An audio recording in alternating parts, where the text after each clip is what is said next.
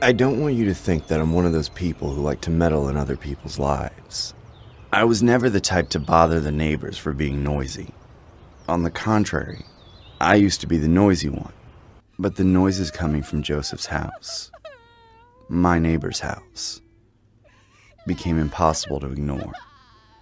And I guess time and the story I'm about to tell you proved me right. From the outside, his house looked just like all the others. Modest, well-kept, nothing out of the ordinary. Joseph Fritzl was a man in his 60s, always neat and reserved. He never gave me any reason to be suspicious of him, although I must admit he always struck me as an odd fellow. However, things began to change.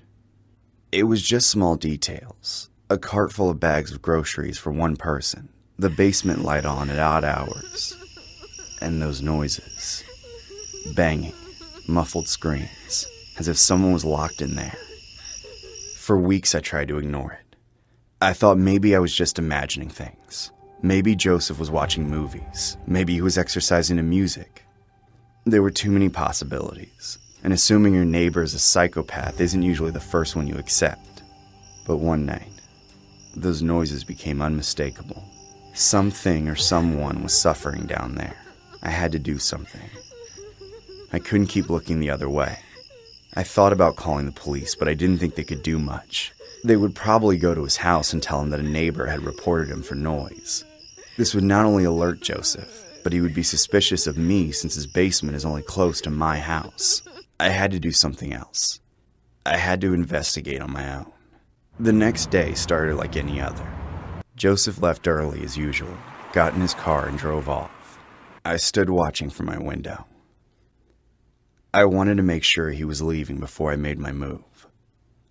I waited a few minutes after the car disappeared, then left my house, crossing to his. When I got there, I realized I couldn't just walk in. I knew that would raise suspicion if anyone saw me, but there was another entrance. A small back door that Joseph rarely used. It always seemed strange to me, almost hidden, as if he didn't want anyone to know he was there. To my surprise, the door was open. The inside of the house was as ordinary as I remembered. The kitchen was clean, with nothing out of place. I moved carefully, and then I heard a sound.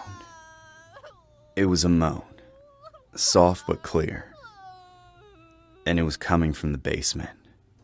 As I opened the door, a musty enclosed smell hit me. I carefully made my way downstairs, making sure to not make any noise. When I reached the bottom of the stairs, I turned on the light and saw it. A small room with cold concrete walls, and in the center of the room, a cage. Inside that cage, I saw a woman, emaciated, with pale skin.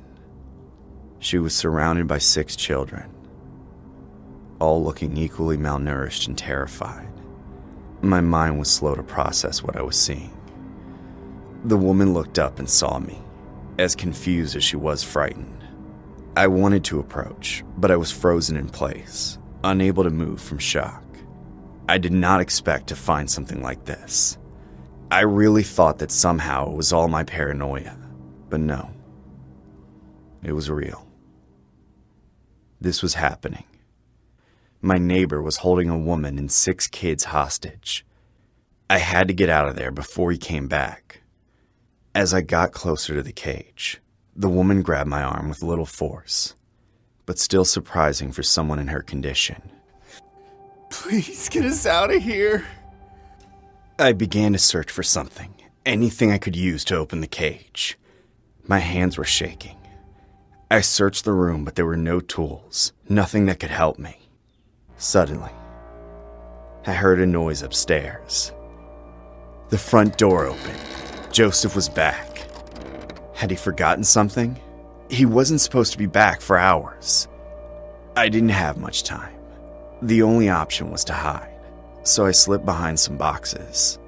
I heard Joseph's footsteps approaching, slow and intense, to the point where I felt it was intentional. like he was trying to scare his victims. Joseph came down the ladder and looked around the basement in confusion. It was at that moment I realized I made a terrible mistake. The light was not on when I entered. Joseph began to inspect the basement, checking to see if anyone had entered. These boxes were pretty exposed. It was only a matter of time before he found me. Just when I thought all was lost, the woman screamed. It was a desperate scream, echoing through the small basement. Joseph stopped, furious, but distracted by the scream. I watched in horror as he approached the cage, and without a word, began to brutally beat the woman. The children were crying but not moving, as if they had learned that any movement would only make things worse. I took advantage of the moment and ran for the stairs. Joseph turned quickly. He never stopped paying attention. He knew someone might be nearby. "What are you doing here?" I didn't answer. I just started running. As soon as I reached the kitchen door, I felt his hand on my shirt, pulling me back. He threw me against the wall with enormous force for someone his age. My head banged against the wall. "I knew you were a rat. You think I didn't notice how you looked at me?" He grabbed me by the hair and started dragging me away.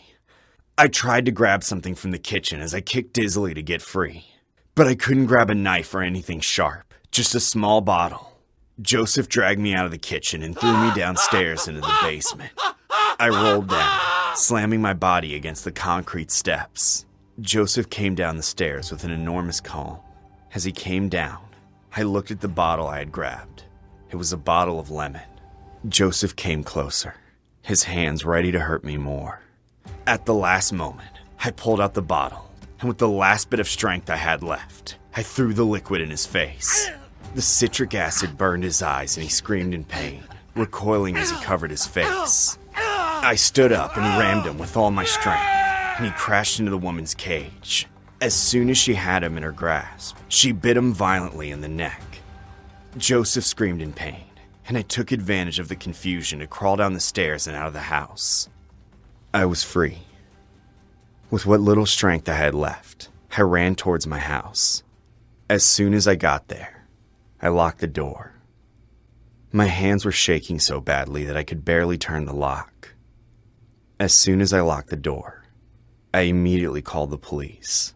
Within minutes, the street was filled with patrol cars. From the window, I watched as the officers entered with guns in hand. There was a long silence before the shouting began. I could see the shock on the faces of the police officers as they found the basement, the cage, and everything that monster had been hiding for so many years. It didn't take them long to bring Joseph out, handcuffed and covered in blood. The story of Joseph Fritzl and his cellar of horrors became one of the most infamous crimes in modern history. When it was my turn to be a witness, I learned a lot about Joseph that I didn't know at the time. Like that the kidnapped woman wasn't just any woman. She was his daughter. All the children that were with her were her children, and also Joseph's children. I don't need to explain to you how that's possible.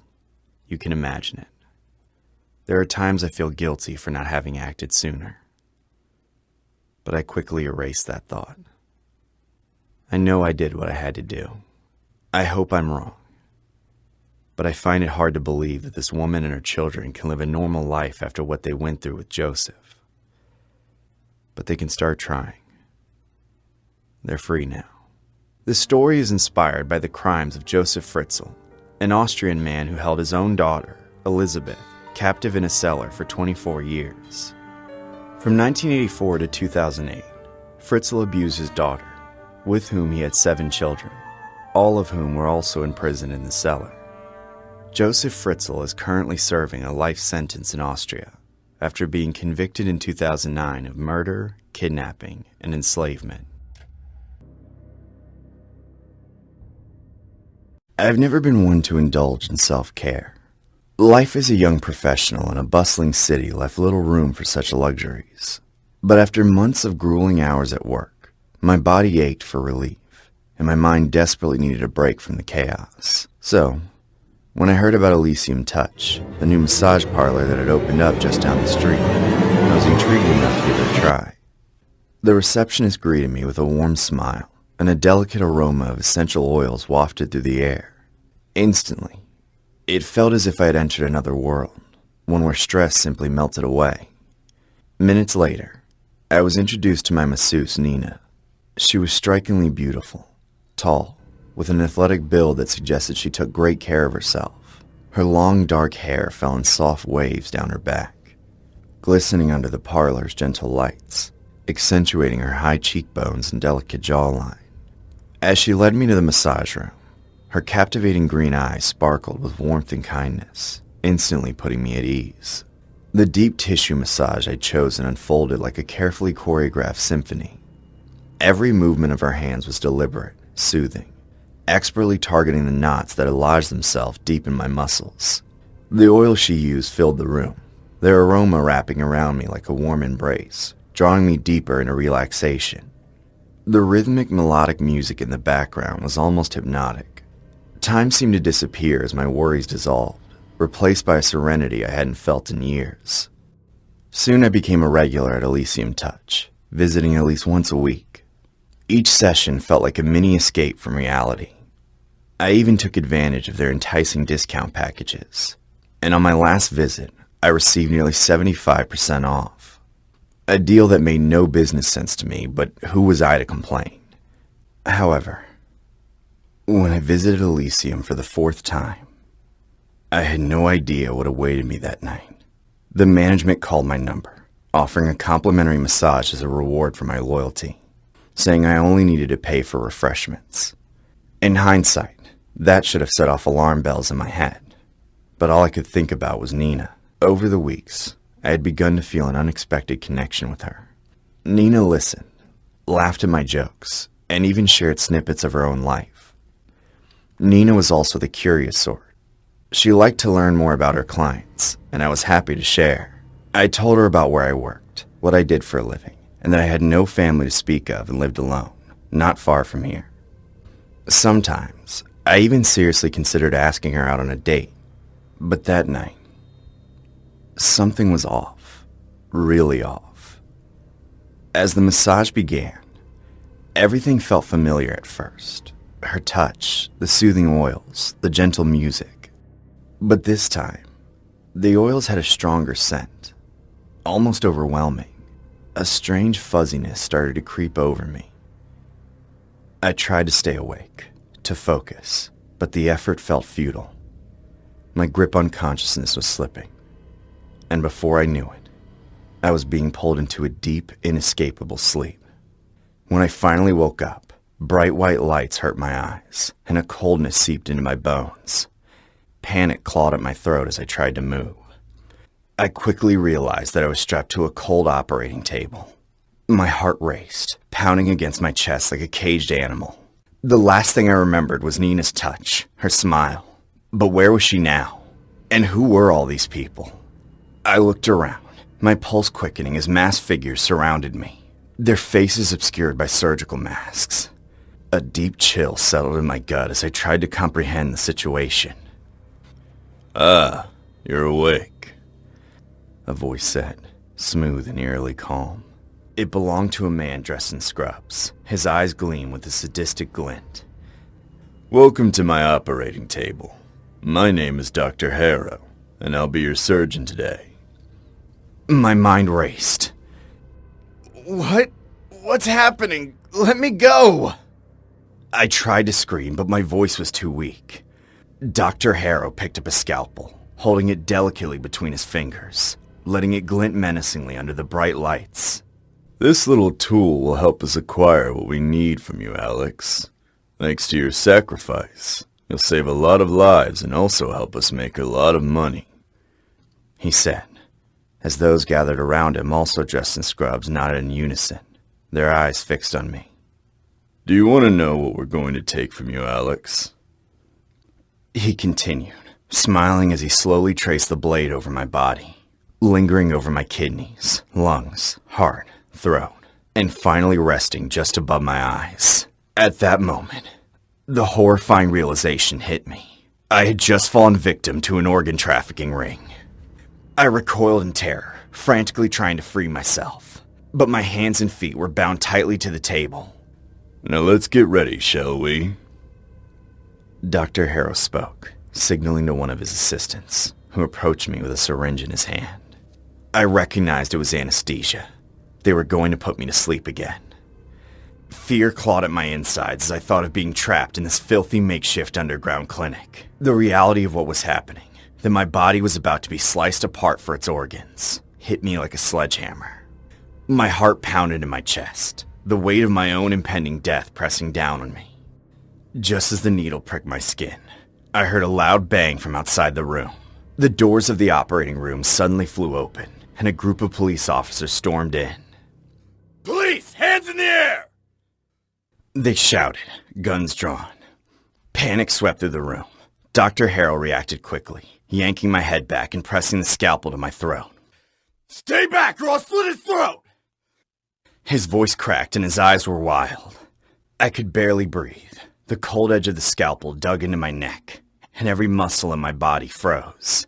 Then, in a flash, a single gunshot rang out. Harrow's body jerked violently, his head snapping back as blood sprayed across my face.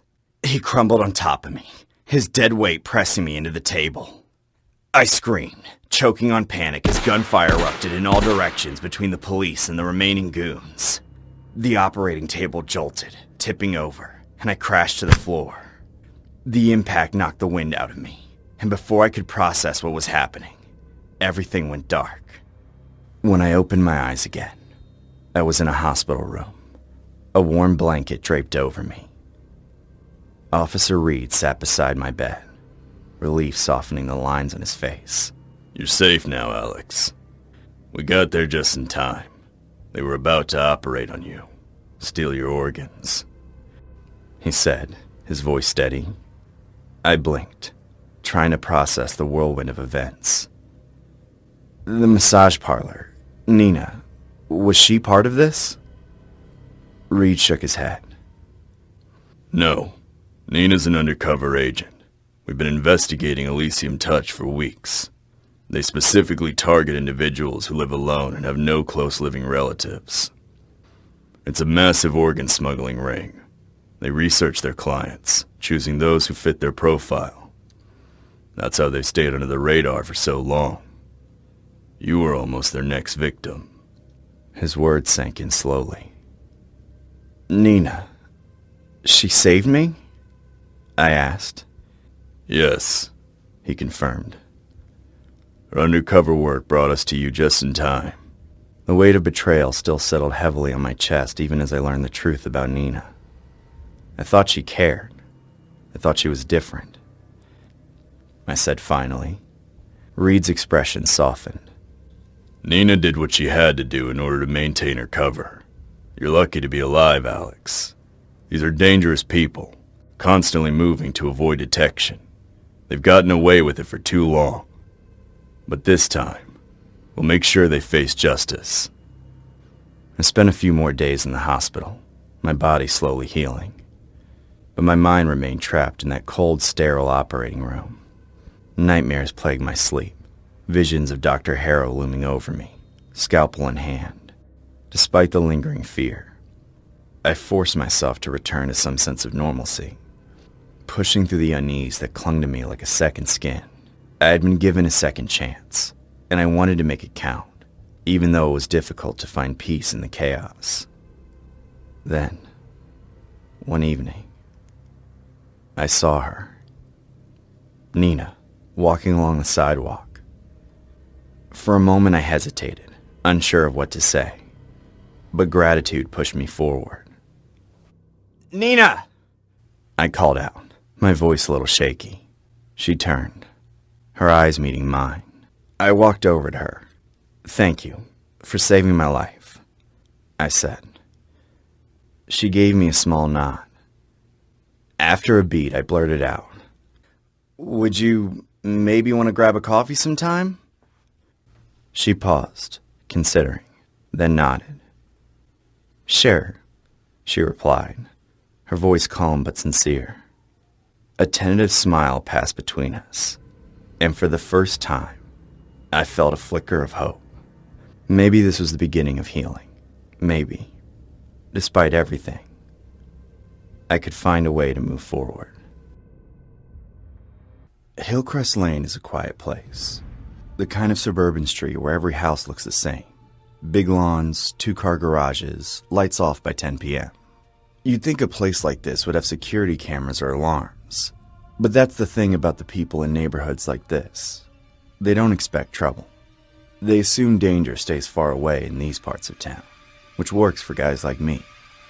I was standing in the shadows, just outside the side gate of a house that I'd been watching for a couple weeks, 421 Hillcrest Lane. It belonged to a guy in his early 40s. He lived alone and worked a boring 9-to-5 job. Every night he came home, parked his car in the driveway, and disappeared until morning. No guests, no family, just him. I waited just to be sure, glancing at my phone. 11:42 p.m. The lights had been off for over an hour. Perfect. The gate creaked softly as I pushed it open, slipping into the backyard. I'd chosen this house for a reason. No dog. Had an alarm system that I could easily defuse, and a sliding glass door with a lock I could easily pick. I put on my gloves and started working on the door, and within 2 minutes I was in. Inside, the house was dark and still. My eyes adjusted quickly as I took in the layout. Living room to the left, kitchen straight ahead, a staircase leading to the second floor. My heart raced, but it was the familiar thrill of the job, the rush of knowing I was in someone else's space, with their belongings at my fingertips. I made my way through the living room, careful to step lightly. No need to rush. I'd start upstairs, go through the bedroom, grab anything valuable, then be on my way out. But as I reached the bottom of the stairs, something caught my attention. A door, half open, at the end of the hall. The smell hit me first. It wasn't rotten or bad, but it smelled more like a strong disinfectant, like bleach or formaldehyde. I didn't know for sure, and I got curious. I flicked on my flashlight and shone it down the narrow staircase. I realized it was a basement, but something was off. I descended the stairs slowly, the beam of my flashlight bouncing off the walls. At the bottom, the basement opened up into a larger room. But this wasn't the kind of basement people use for storage or laundry. The floor was smooth, polished concrete, and the walls were lined with thick soundproofing foam. A large metal table sat in the middle of the room, surrounded by strange tools. Scalpels, pliers, some other instruments I didn't recognize. And on the shelves lining the walls, glass jars. Dozens and dozens of them, neatly arranged, each one of them holding something small and twisted. I stepped closer, holding my breath as my flashlight revealed their contents. Locks of hair, tied into little knots, floating in some kind of liquid. And not just hair, other things too. Fingernails, teeth, eyeballs. I stumbled back, my heart slamming in my chest. My hand knocked into something on the table, sending it clattering to the floor. It was a book. I bent down to pick it up, my hands trembling as I flipped it open. It was an album. The first photo was a woman, mid-20s, smiling into the camera. The next page showed her again, but this time, her smile was gone. Her eyes were wide, filled with terror, and her hands were bound behind her back. In the third photo, she was dead. The life drained from her face. Her skin was pale. Her mouth was frozen in a final silent scream. It looked like the life had been drained from her face. And the same thing repeated over and over. But each time, the victim was someone different. I slammed the album shut, bile rising in my throat. This wasn't just wrong. It was inhuman. It was at that moment I realized I had stumbled into the house of a serial killer. And then I heard something that made the hair at the back of my neck stand on end. A soft whimper, faint but unmistakable. I turned, sweeping the room with my flashlight, and froze. In the far corner, strapped to a metal chair, was a woman. Her wrists and ankles were bound, and duct tape gagged her mouth. Her eyes, wide and terrified, locked onto mine. She was alive. I rushed over to her and ripped the tape from her mouth. She gasped, trembling, tears streaking down her cheeks. "Please, help me," she rasped, her voice barely a whisper. He's coming back. Ice filled my veins. I fumbled with the ropes binding her, my hands shaking so badly that they kept slipping. Her eyes darted toward the stairs, terror creeping into me, spreading like wildfire. We had seconds maybe. Then we heard it. Not footsteps, but the quiet hum of a nearby TV screen flickering on. It showed grainy footage from hidden cameras inside the house. Each room, each window. One by one, we watched as the windows sealed themselves, thick metal slabs sliding into place with a heavy finality. Doors slammed shut and locked, as if triggered by some automated system. Everything locked down, as if some failsafe had been activated. Panic clawed at my throat. I spun around, my flashlight flickering just as the sound of footsteps echoed from the stairs. No, no, no, I whispered, backing away. Then, he appeared. The man who took those dreadful photos. The homeowner. He stood at the foot of the stairs, calm as death, with a look of twisted amusement. His eyes flicked between me and the woman, as if he was deciding who to kill first. In his hand, he held a long gleaming knife. "You're not supposed to be here," he said, his voice low and almost disappointed. Every instinct screamed at me to run, but there was nowhere to go, nowhere to hide. If I had any chance of escape, I'd have to get past him first. And even then, the whole place was sealed shut. He started down the stairs, slow, savoring every moment. I grabbed the nearest thing I could find, a metal rod, and held it in front of me. My heart pounded so loudly it drowned out everything else. "Stay back!" I shouted, but my voice wavered, unconvincing.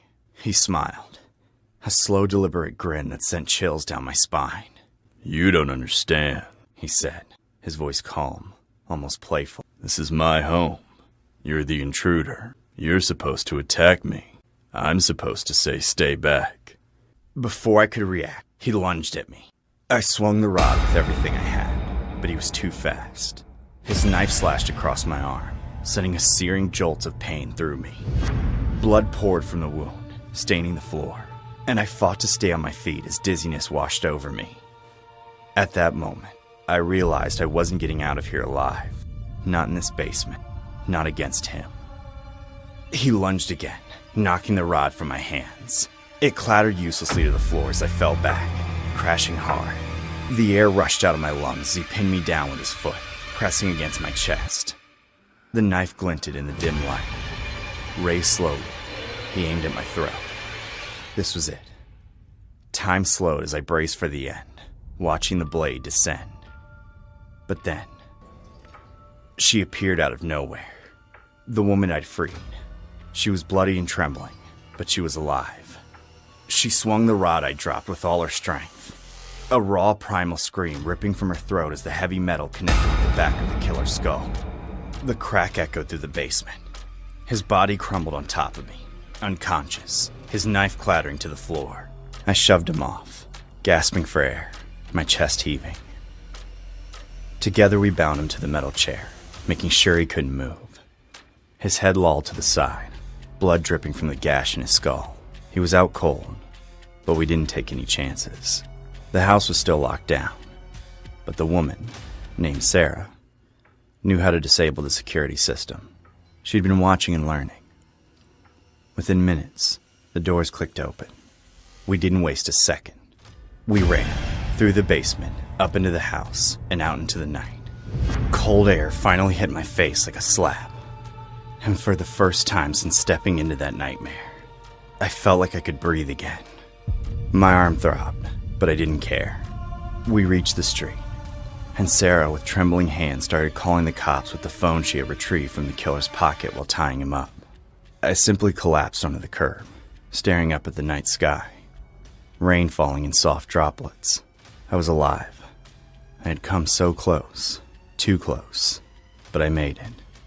As the distant wail of sirens grew louder, I closed my eyes, whispering a silent thank you to God, and quietly slipped out of there before the cops arrived.